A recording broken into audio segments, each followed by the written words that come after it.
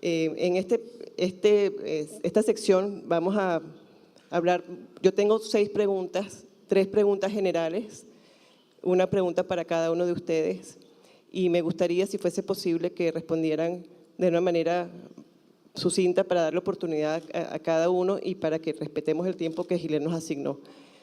Pero después podemos seguir la discusión, por supuesto, en el debate que vamos a tener con los venezolanos en la sala de al lado. Yo quisiera empezar pidiéndole a ustedes que nos dieran un poco de contexto sobre el tema de Venezuela. Creo que ya han abordado el tema, pero no sé si queda claro a las personas que no están familiarizadas con el tema venezolano por qué resulta tan importante. Lo discutíamos quizás anoche. Venezuela fue una democracia bastante robusta en un momento dado y dentro de la región es quizás uno de los pocos países que no se puede considerar una democracia.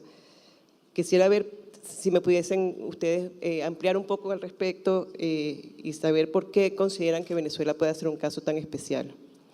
Señor Secretario General, yo quisiera, si es tan amable, nos da su opinión. Te darás cuenta que es muy difícil contestar brevemente esa pregunta y dar el contexto de la dimensión social y humanitaria que vive el país, pero algunos datos que nos muestra la realidad. Hoy un niño que nace en Venezuela tiene menos expectativa de vida que uno que nace en Siria, en medio de un conflicto armado. Hoy la migración venezolana es más alta, el número de refugiados y asilados, y el número de migrantes en total, que el total de la migración del Medio Oriente a la Unión Europea en este tiempo. Uno puede tener la dimensión también de que unas entre 25.000 a 30.000 personas por lo menos mueren de muerte violenta en Venezuela por año. O sea que en 10 años ha muerto más gente que en 50 años de conflicto armado en Colombia. Eso nos da una idea de la dimensión, la realidad que vive el país. La situación institucional, obviamente, podríamos ir institución por institución, pero vamos a poner una que sintetiza todo eso, la Asamblea Nacional Constituyente, que definitivamente es el instrumento por el cual se elimina toda la constitucionalidad del país. Elegida de una manera espuria, elegida de una forma que era completamente contraria a las disposiciones de la Constitución venezolana y para poner al régimen en una situación de consolidación de dictadura institucionalizada, por decirlo de una forma. La situación política de Venezuela, ya lo hemos señalado, o sea, presos políticos que son definitivamente rehenes del régimen, y podemos citar el caso como el doctor Kotler respecto a Leopoldo López, que se confirma una vez más algo que ya sabíamos todos desde el comienzo, que su juicio fue una farsa y que definitivamente ponerlo en prisión era simplemente una forma del gobierno de ajustar los mecanismos represivos sobre los políticos que sacaban a la gente a la calle para protestar por la situación del país. Un país que tiene por lo menos 6.500 ejecuciones extrajudiciales de personas, o la más notoria, la de Óscar Pérez últimamente, o sea, una persona que uno pudo ver en vivo que ese día no tenía definitivamente ganas de pelear, sino que buscaba la manera de entregarse y no obstante fue asesinado. Un proceso electoral en Venezuela que definitivamente es ilegítimo desde la A a la Z, un proceso electoral que simplemente será la continuidad de la elección de la Asamblea Nacional Constituyente, en la cual se agregaron prácticamente 3 millones de votos, la continuidad de las elecciones municipales, de la continuidad de las elecciones regionales y esta elección presidencial que obviamente busca asegurar 6 años más para esta dictadura, la peor sanción que puede tener Venezuela. Entonces, podríamos seguir cada uno de los casos, los alcaldes despojados de sus cargos, los diputados que han sido atacados en su hemiciclo un par de veces. Definitivamente, Venezuela tiene hoy un futuro en el cual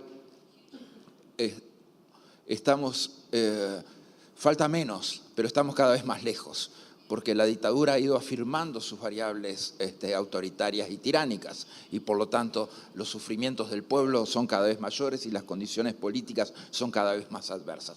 Pero falta menos, porque definitivamente también eso lleva a que la comunidad internacional finalmente ha reaccionado a lo que pasa en Venezuela. Las sanciones son cada vez más duras contra el régimen y las variables de unidad política son mejores ahora. Definitivamente ese es el camino hacia adelante, la unidad política de todos aquellos que luchan contra la dictadura, de todos aquellos que desconocen la dictadura y de todos aquellos que han tomado acciones para deslegitimar este proceso electoral que hoy sufre Venezuela. Muchísimas gracias. Señor Kotler, maybe you have some comments that you could add as a Canadian, that you knew Venezuela before and you can compare it to Venezuela nowadays? Well, you know, the interesting thing is, and I say this when you mention as a Canadian, I recall that in the year 2000, we were planning then the hosting of the first parliamentary assembly for an international criminal court that we hosted in Ottawa in 2002, when the Treaty for an International Criminal Court came into force. And I was in Rome on the occasion of the adoption in 1998. And what I recall, and perhaps there are some who may not even know of this, I mean outside of Venezuela, but that Venezuela was one of the first countries to be a state party to the International Criminal Court. That in the year 2000, Venezuela became one of the first state parties to the International Criminal Court to openly and freely assume the obligations of being a state party to the International Criminal Court and to participate in the Parliamentary Assembly for an International Criminal Court, which I chaired at the time, and the like. But what has happened, as described so compellingly at this point by my two fellow panelists, what we have seen has been an inexorable slide into dictatorship, a dismantling of democracy brick by brick, a dissolution of the democratically elected parliament and its replacement by an agent for the regime, the taking of an independent Supreme Court and turning it into an arm of the regime. And one can go on.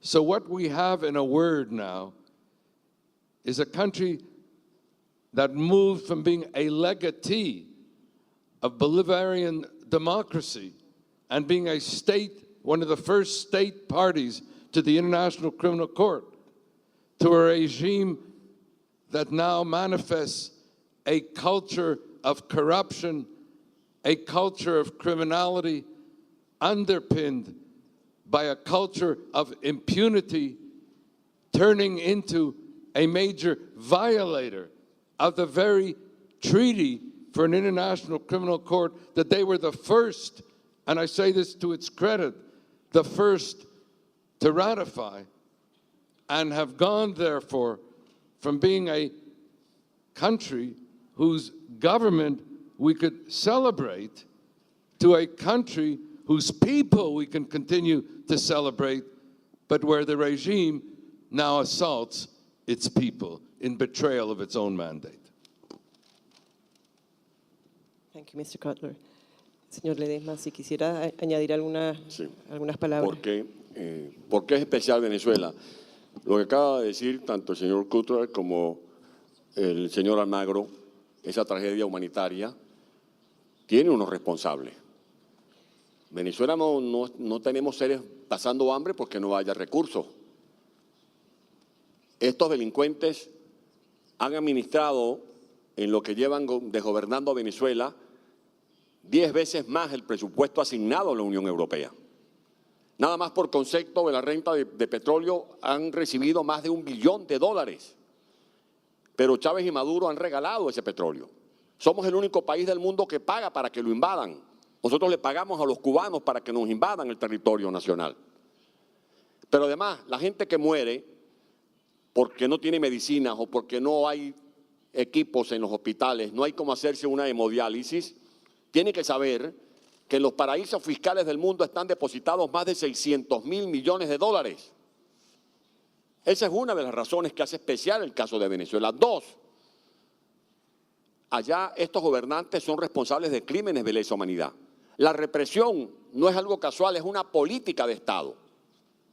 Así como Maduro ha corrompido las élites militares, porque es una política de Estado, corromper estamentos para someterlos, para doblegarlos, para convertirlos en trompos servidores de la falsa revolución, también este régimen ha convertido las Fuerzas Armadas, las fuerzas policiales en guardias pretorianas que sirven incondicionalmente al extremo de matar, como han matado a ciudadanos inocentes simplemente por protestar.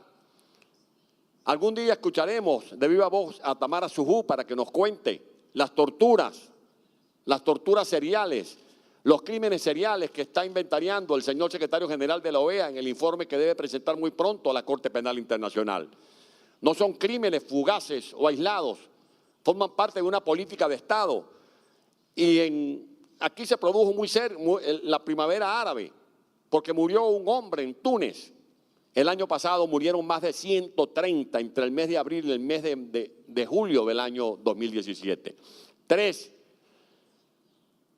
el problema de Venezuela no es de Venezuela.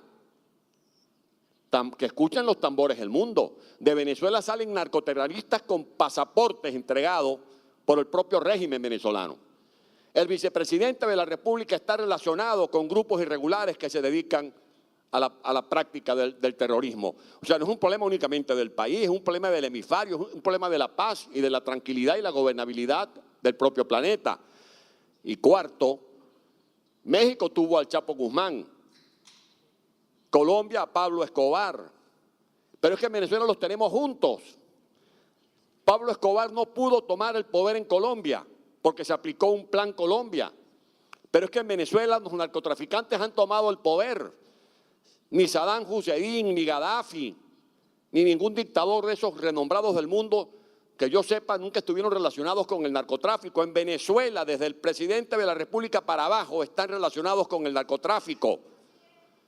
Y por lo tanto, si para Colombia fue bueno el Plan Colombia para rescatar las instituciones y salvaguardar las instituciones, ¿por qué no pensar en un Plan Venezuela para rescatar las instituciones democráticas venezolanas que están secuestradas por el terrorismo y por el narcotráfico internacional?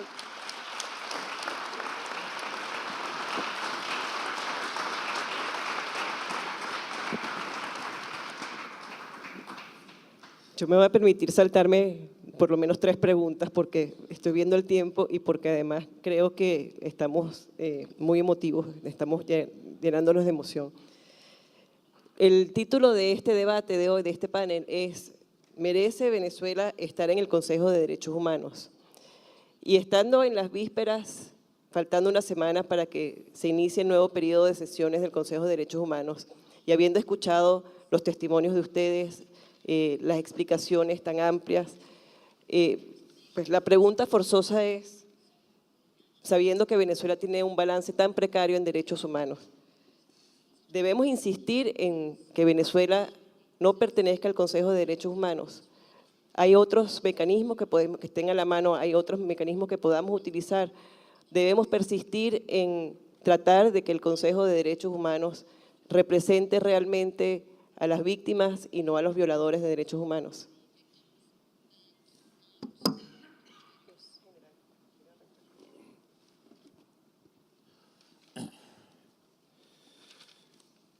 Ustedes saben, conocen la lógica por la cual se presentan muchos de los candidatos al Consejo de Derechos Humanos.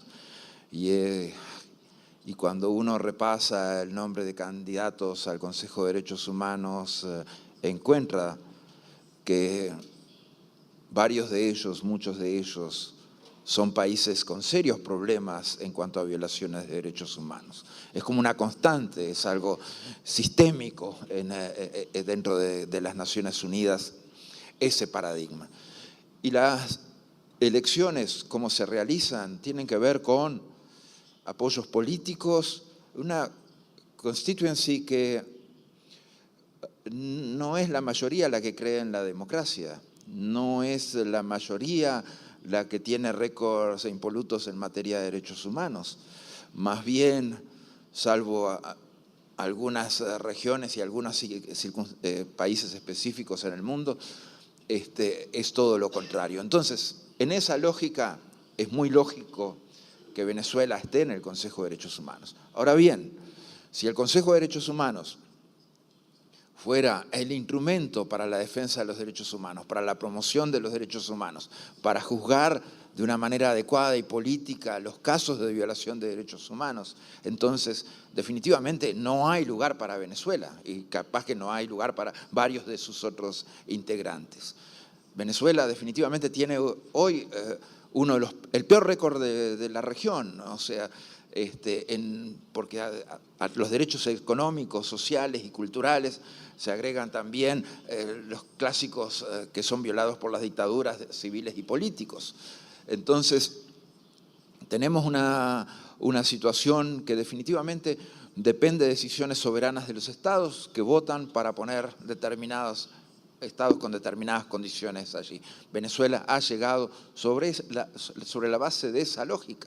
No tiene nada que ver con un récord claro ni positivo en materia de derechos humanos. No tiene nada que ver que tenga compromiso con los derechos humanos. Al contrario, tiene que ver con su récord de violaciones sistemáticas de los derechos humanos. Tiene que ver con su récord probablemente de crímenes de lesa humanidad. Tiene que ver con la situación y la crisis humanitaria que está en el país. Y está ahí para protegerse, no para promover la Declaración Universal de los Derechos Humanos, ni mucho menos los paradigmas del Sistema Interamericano de Derechos Humanos.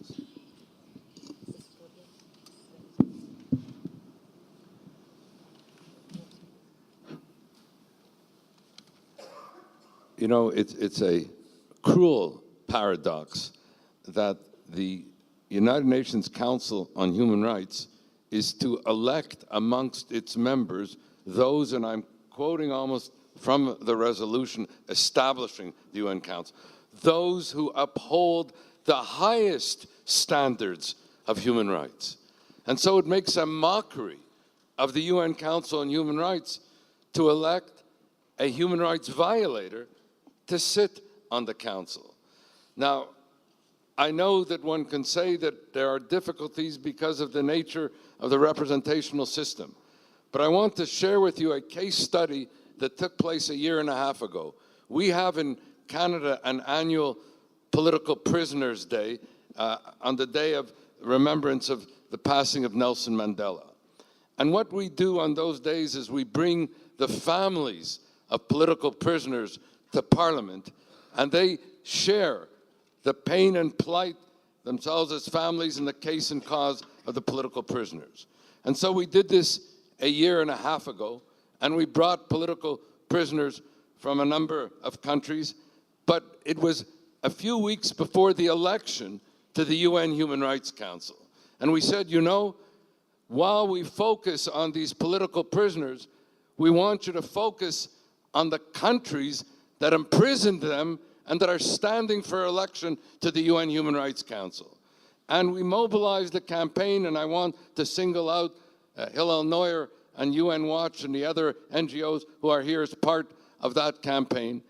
And in that campaign, and this may sound surprising, Russia was defeated with respect to being elected to the UN Human Rights Council. So if we could defeat Russia in a campaign, we should be able to defeat Venezuela in a campaign. And we should say that it's an embarrassment to the region to elect a human rights violator to a UN Human Rights Council that is sworn to uphold the highest standards of human rights. So I say, if we mobilize, we can defeat Venezuela, so it will not embarrass Latin America, so it will not embarrass the UN Human Rights Council, and that we can thereby protect the people of Venezuela.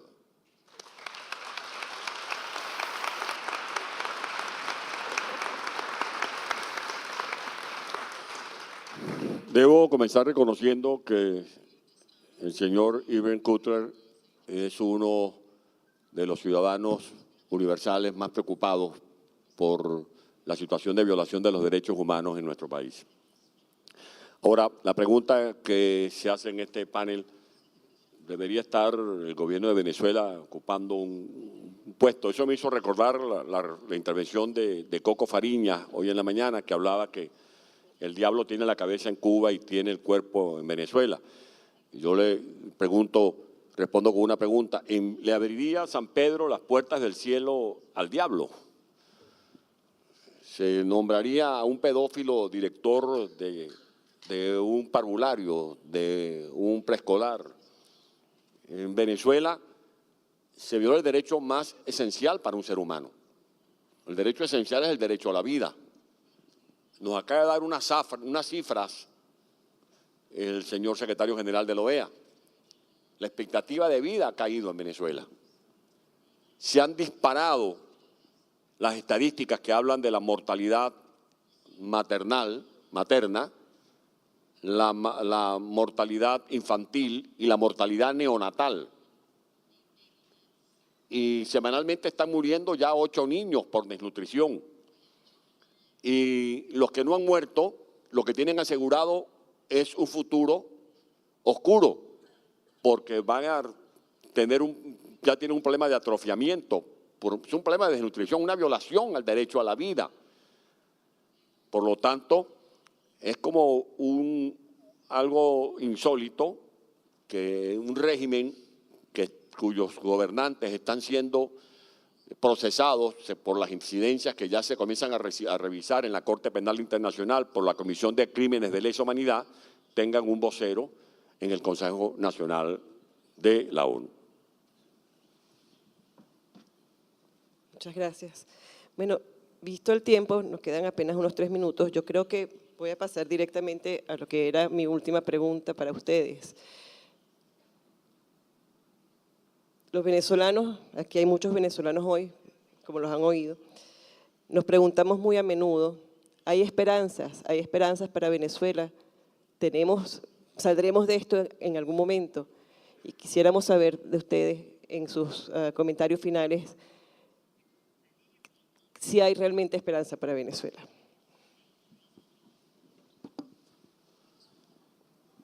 Sí, hay esperanza para Venezuela y es fundamental en esto la valentía de los venezolanos y cómo los venezolanos trabajan día a día para erosionar la dictadura, para romperla, para destruirla. El trabajo por delante es duro y tiene que apoyarse muchísimo en la comunidad internacional. La comunidad internacional no puede dejar a Venezuela sola. Venezuela es un riesgo para la seguridad y estabilidad y la paz continental. Primero, el narcotráfico definitivamente es un elemento de seguridad y estabilidad. Y Venezuela, el régimen venezolano, es el principal promotor y lavador de dinero en el narcotráfico, en el continente hoy. El régimen de Venezuela también es la participación del crimen organizado con lógicas de poder a cargo de un país. Pero también la situación humanitaria de Venezuela implica inestabilidad para la región. Los millones de venezolanos que están saliendo del país definitivamente están generando muchísima tensión en los servicios que pueden brindar a migrantes los países de la región. La situación humanitaria interna está generando muchísima inestabilidad en toda la región. Definitivamente el caso venezolano es un caso típico en el cual se tendrían que tomar acciones directas para rescatar a la gente, al pueblo, del sufrimiento que está pasando. No puede ser que un venezolano esté condenado a la muerte por desnutrición infantil. No puede ser que un venezolano esté condenado a la muerte en el momento de nacer porque no hay anticonvulsivos ni antibióticos. No puede ser que un venezolano esté condenado a la muerte por ser diabético y que no haya insulina. No puede ser que un venezolano esté condenado a la muerte por no poder hacerse una diálisis. Cada uno de estos elementos hace necesario que la participación de la comunidad internacional sea sobre bases cada vez más concretas, cada vez más definitorias. Esto es, aplicar sanciones cada vez más duras, que afecten la estabilidad financiera del régimen completamente, que afecte los bolsillos de los dictadores y que afecte a las familias de los dictadores. Eso es absolutamente necesario, es imprescindible a esta altura. Y en nuestro continente tenemos que generar las condenas a las dictaduras como se han generado, por ejemplo, en la declaración del Grupo de Lima, que no es bienvenido el presidente Maduro a la próxima cumbre de las Américas. Y hay que seguir pegando en ese esquema de sanciones cada vez más duras que puedan doblegar al régimen, pensando en que es necesaria una intervención que rescate al pueblo de Venezuela de la crisis que está padeciendo. Es necesario lograr justicia en el país, eso es fundamental, es crucial. Y acá definitivamente la apertura de la investigación por la Corte Penal Internacional, eso es prácticamente el trabajo y lo reconocemos acá y pedimos el reconocimiento de todos de Tamara Suju, que definitivamente ha sistematizado las violaciones y los crímenes de lesa humanidad en ese país, torturas, asesinatos. Sí hay esperanza, sí tenemos que trabajarla y sí la comunidad internacional tiene que estar comprometida al respecto. Yo lamentablemente me acaban de poner la tarjetita roja. Pero este punto es muy importante. Les voy a pedir 30 segundos. 30 seconds, Mr. Cutler, just to round up. I just want to say that I have hope for one main reason. Because of my great respect for the resilience and courage of the Venezuelan people themselves. And because of what I've encountered in my meetings with the Venezuelan diaspora, whether it be in Canada or recently a few days ago when I met with them, and wherever I go, I meet with the Venezuelan diaspora. I've rarely seen any diaspora community that has such an engagement, such a commitment, such an involvement to better the human condition in Venezuela. And what I will say, because my partners in the panel have spoken so eloquently about the violations of international humanitarian law in terms of the absence of food and medicine and the like. The United Nations is a trustee of international humanitarian law. They have a responsibility to see to it that the necessary humanitarian assistance is delivered to Venezuela, and to hold those who do deny that humanitarian assistance responsible for crimes against humanity, and to put them in prison rather than the political prisoners who they have put in prison. Thank